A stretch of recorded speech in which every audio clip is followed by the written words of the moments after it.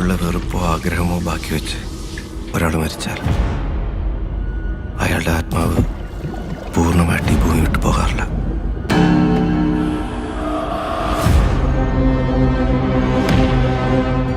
അവരുപയോഗിച്ചിരുന്ന വസ്തുക്കളിലൊക്കെ അവരുടെ സാന്നിധ്യം ഇപ്പോഴും ഉണ്ടായിരിക്കും.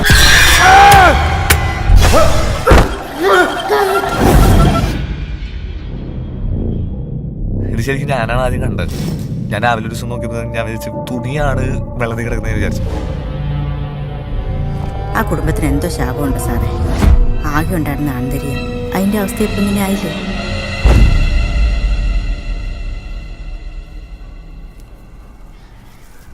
ആകാശവും ഭൂമിയും ചാരുമായി കിടന്നു.